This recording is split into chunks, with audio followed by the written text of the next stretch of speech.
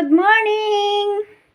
For today video, gagawa tayo ng chinro ng Taiwan. Ayan yung 1/4 na kilo ng giniling na baboy. Ayan, yung tinatawag nating chinro ng Taiwan. Ayan, ito yung lalako natin, carrots, daon ng sibuyas, yung pinatuyo na mushroom, at syempre tuyo.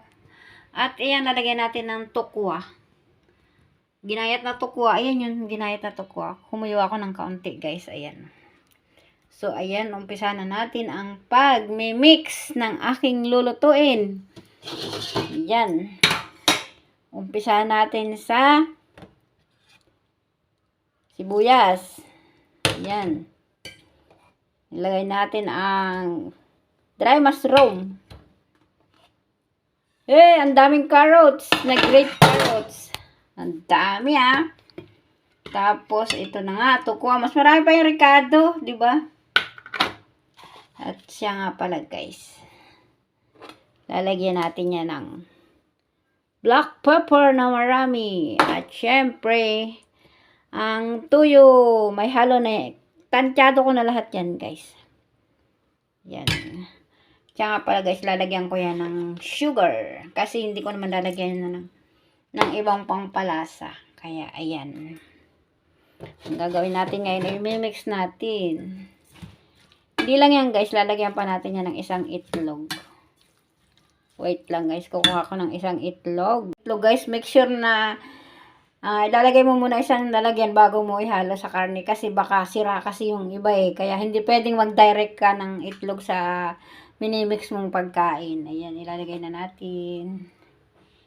Ayan. So, for today, yan lang ang Ricardo niya. Walang iba, guys. Tansyado ko ng lasa niyan, guys. Yung mga yung toyo niyan, alam ko na saktong-sakto lang yan dyan.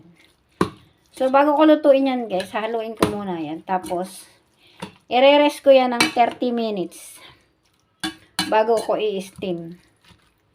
Ini-steam lang yan, guys. Alam nyo, guys, ini-steam lang yan. Isang ulam na ng family, di ba? Alam nyo, guys, gagawin ko yan sa Pilipinas. Kasi, ang sarap talaga ng lasa niya, guys. At saka, sobrang matipid na ulam. Parang yung ginagawang hardinera lang yan, guys. Kaso mo, syempre yung hardinera, maraming kulang ito. Marami siyang kulang pa na Ricardo. Pero, parang, lang. Simpleng ulam lang tong ginawa ko. Tsaka, Taiwanese na menu naman to Hindi naman Pilipino. Kaya okay na yan. O, ayan nga, guys.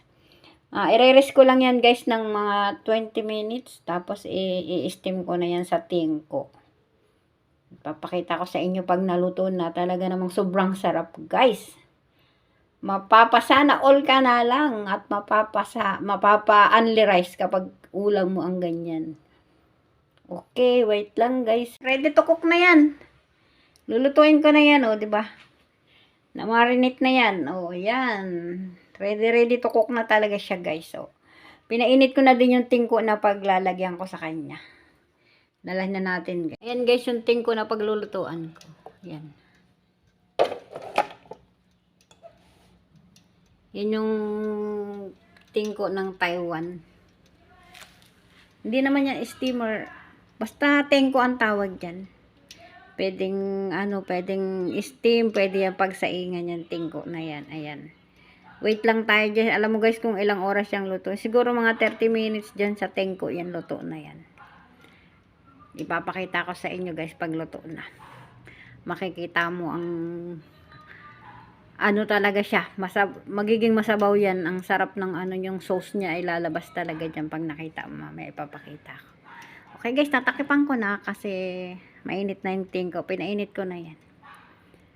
Nilagyan ko ng tubig. Ganun. Parang steamer nga lang din. Pero parang sa Taiwan lang meron yan. Ewan ko sa Pilipinas. Wala akong nakikita ng ganyan.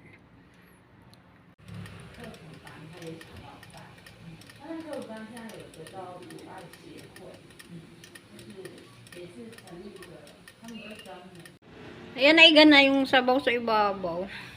Ganun talaga, guys. Pag yung pinatay na yung apoy, nawawala na yung ano, sinipsip na yung mga sabaw-sabaw. Pero ang sarap niya guys.